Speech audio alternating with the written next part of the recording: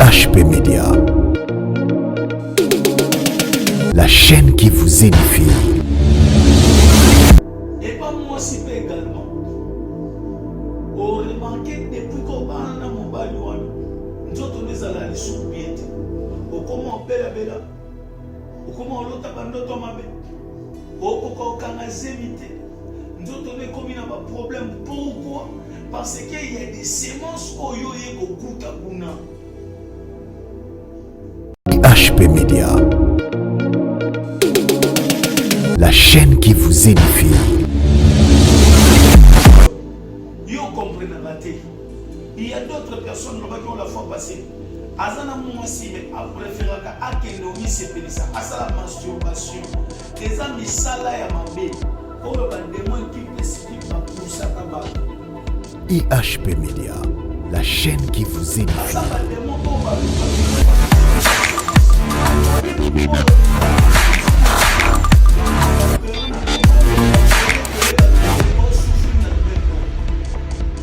Papa bana abala a combien puissant. Pourquoi? Parce que maman ça na mobile pour tout en permettre de pour sortir papa et papa dans moi c'est pour aussi la moi c'est jour. IHP Média, la chaîne qui vous édifie.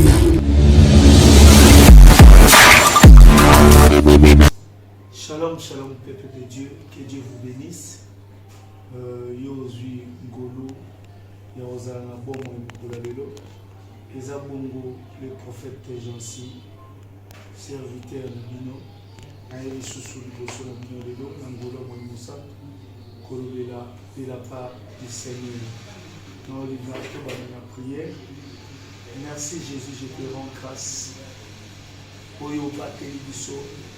Au pied de son kimia, au pied de son bonne santé, malgré les dépôts autorisés, mais au battre de son n'a pas moulu pour nous. La Bible dit il est temps que ton peuple sera enseigné par toi-même. Merci pour cette parole. Bénis tout le monde. Pour les 8 ans, il y a une émission. Pour les 8 ans, il y a la Bible dit que ta parole est esprit et vie. Et que sa vie n'a pas été au nom de Jésus-Christ. Amen. Amen. Amen. Bien-aimé dans le Seigneur, nous avons un message le col enseignement pour tous les continuer on col azo pesa na mikolo azo bakisela na maele pour na sunga peuple de Dieu. Na lingi totanga na verset moko.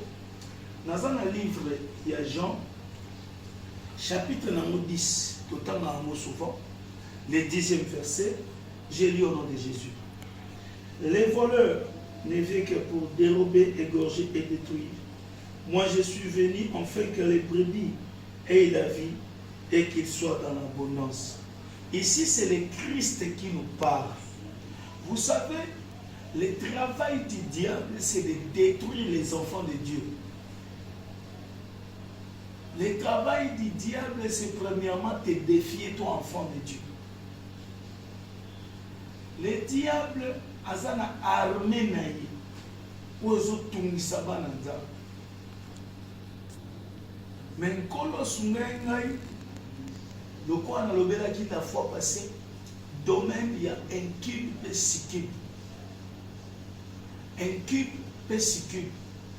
Ozo un cube veut dire monter sur. Ce qui veut être sous. C'est un démon qui apprenait la forme. Il y a mobile, équipe pour coucher sur toute femme. Et puis, autobéni sikib le rôle à moi aussi pour abimana mobile. C'est mari et femme de nous. Un cube sikib au pluriel qui est sikibos. C'est un démon qui aide aussi aux sorciers, tel qu'en Afrique la sorcellerie traditionnelle a aidé à exercer Moussa na bango. Et ça n'a pas pratique comme ça la boue sur place, mais ça n'a pas pratique de l'eau. Si un sorcier saute dans la peau, ça y a oublié. Non, moi si, à l'aide de ces démons équipes, nés à plusieurs corps, à cause de corps à toute forme, mais mission les a pour détruire. La première des choses, et là, les bossons, démons, il y a comme ça, la vie à monter. Il y a comme les semences. Na tongo lelo. Yo zo landanga na sambeli po na yo ba semence yo so ba cha na nzoto na yo nzamba cha te etumama au nom de Jésus. Tango cha semence kati ya mutu. Semence wana yango ne mutu ezaka garantie na ye. Semence na ye yango esala komi mwasi to mobali na ye. Semence wana ezaka deux possibilités.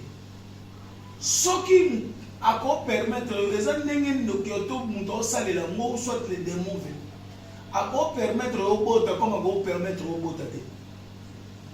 Il y a beaucoup entre parenthèses la famille musuba tu sur la sambela. Mais beaucoup de monde mon cause muta trouble mon mon pour comprendre on est qui ne peut pas comprendre mais la famille biloko ezalata zongo. Pourquoi? Parce que dès maman Zaki Nazem écoute na sémence. Il y a une équipe. C'est pour cela que dans la Bible, dans la version Jérusalem, dans le livre Sagesse, au moment il y a une fille. Moi, je suis Azaki victime, il y a esprit au Asmodée. Asmodée qui veut dire destructeur. Et aussi dans le mot détruire. Moi, je suis à Perda qui m'y bat ici, 7e. N'est qui au comprendre. Donc ne faut pas blaguer avec ces choses. Bami bali pe basa butu bazo détruire. Tango yo tia semence katina yo. Semence wana yango zo monezo créer le ba maladie incurable. A se manifester tango nyonso alingi. La fois passée après avoir posé la mission na embi mwana mwasi moko abisina papa ya comprendre raté. Sokalal na butu amon rom de kanye pema. Ta mutu wana okanga pema. Amona pena image mutu kanye pema. Ta mutu ngo kanye pema, mutu andiko sangane nzoto. Ta mutu andiko sangane nzoto asutuka na après avoir kotika eton pema sila osutuka boy. Nzoto na ele kola ocho sakisa nzoto na mobile. Pendant makambo wane bandi nzoto ne komaka ya opération. Azo ibisanga bi papa. Nde nazala na sina l'ennemi. Ba médecin ba ebisanga kaka ba mio me bota kana nzoto nanga. Donc na ko bota te. Mobali yanga sabayenga. Tant to nyo sambela, nzamba yo soso lisanga keza misala ya mibali pe bashi ya buto. Bien aimé. Tozana ta oyo soko jo enseignement oyo tellement na prière. Ba foyer belezo bebe. Et là, vous avez une femme peut marier de nuit. Et là, il y a des bosses qui va créer, va déstabiliser le foyer. Le foyer, nous avons un problème. Pourquoi? Pour y avoir déjà le roi mobile, on permettre de tous en mobile. Et là, on va aller. Il y a un mari de nuit. On remarque. Et là, on va aller mobile, nous allons attaquer. Si on va attaquer, physiquement, tes mari de nuit a commencé un point pour attaquer financièrement. Il y a moyen de comprendre. Depuis quand mobile bala au makambo commence à se dégrader. Moussa les a la soute, a comment souffrir, makambo simba les soute, à tel point comme on le voit, yosa moi si on me met les babes, or en fait des ayotes. Et pas moi si peu également. On remarque depuis qu'on va en mobile, nous avons les sous bien. Au comment bela bela, au comment l'autre abandonne ton mabé, au comment zemité. Nous avons comme il y a un problème. Pourquoi? Parce qu'il y a des semences oyo yeko kuta kuna. Et ça n'a pas semences oyo yeko kuta. Et ça cause la stérilité belé na ba via bato. Ba via bato belé comme dans un problème conjugal, instabilité la chaque jour. Au comme on regretté, il fallait pas là pourquoi parce que ça domaine wana. Et ça kana misusu au comme vandi bo comme ina mobali no. Et na basi misusu kaza yé mo bien nanda. Soka mobali na ya comme yoke kanda pourquoi? C'est massa mobali na butona ezo réclamer yé.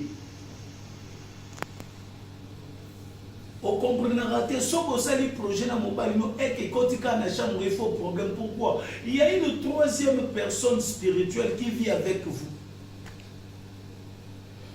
yo no zaona soka ozui fiancé nenga okene mungu akutu na biloko bien pourquoi parce que ça na mobali mo premier na wabenga na kaye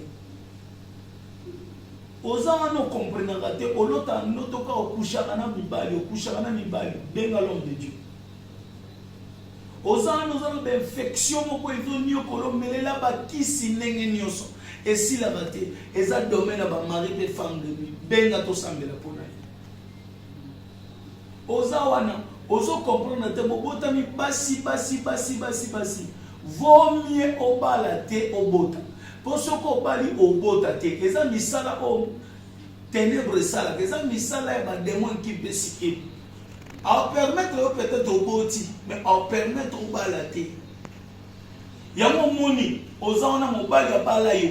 À boti chopé bala, mais il y a moi qui m'a caboué qui m'a dépassé. Il y a une troisième personne. Une troisième personne. Yo comprenez raté.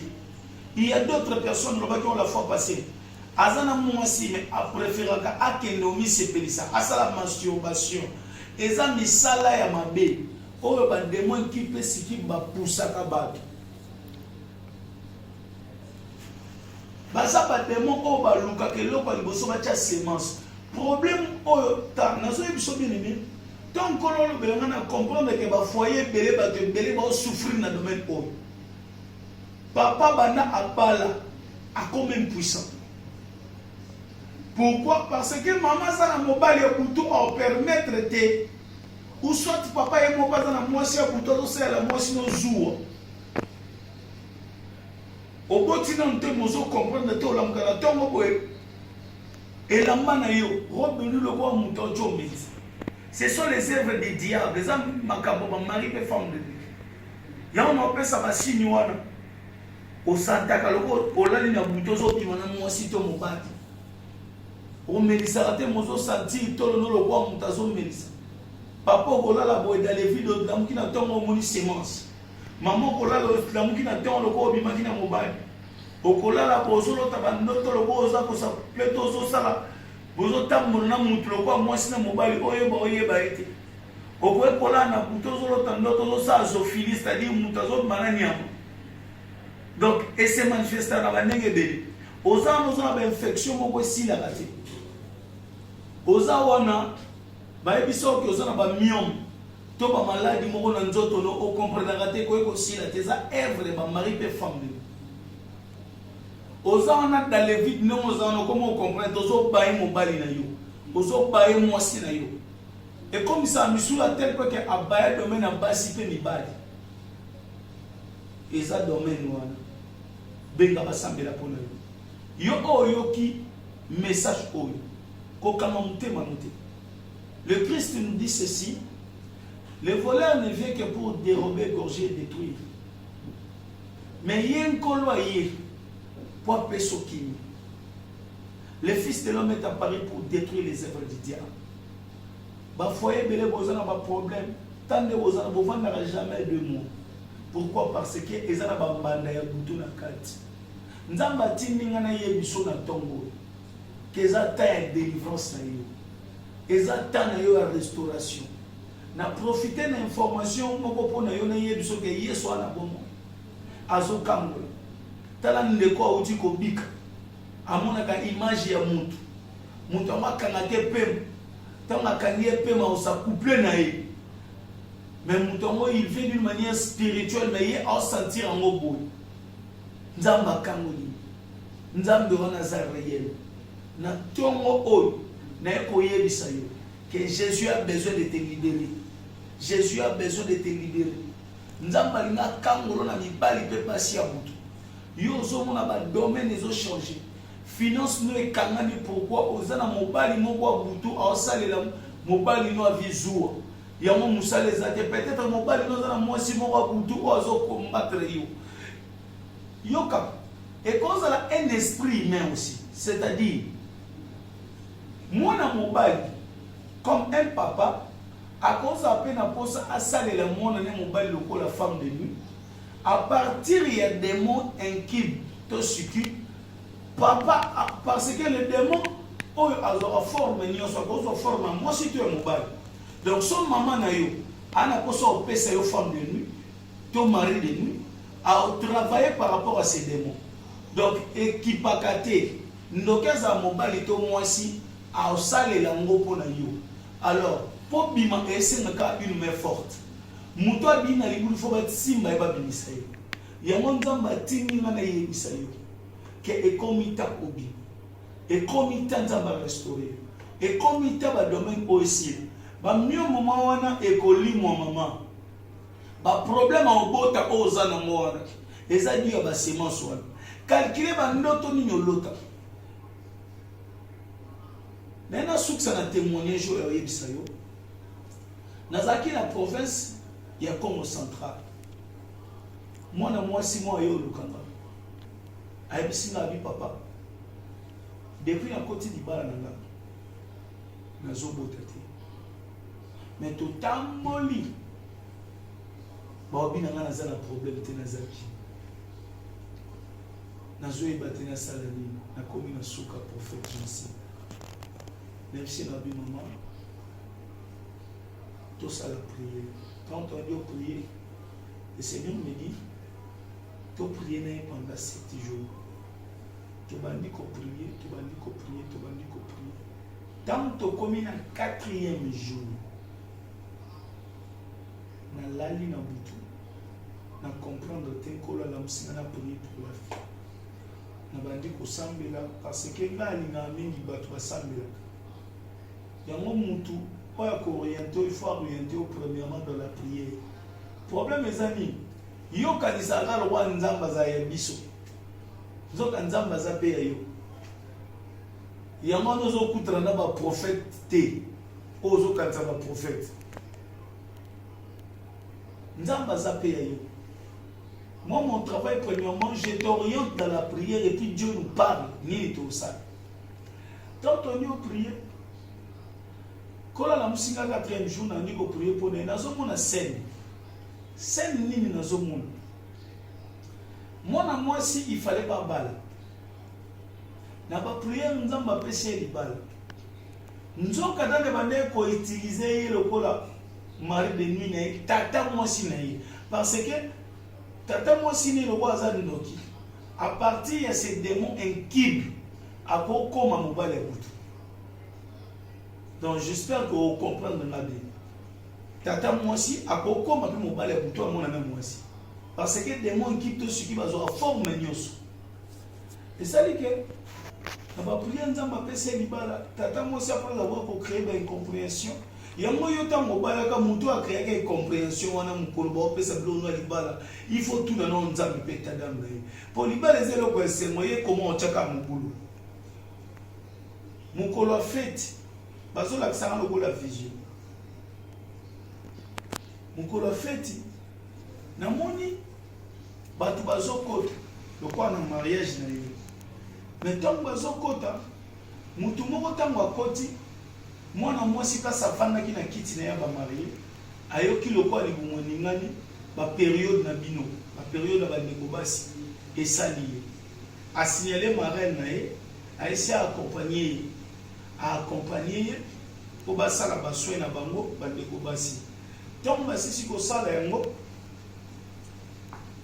a utiliser qui papier mouchoir mon kwa boki dans la boki na sima na moni moto akoti na moni mwasi akoti mwasi wana koti juste après hier na toilette bazalaki azui papier mouchoir wana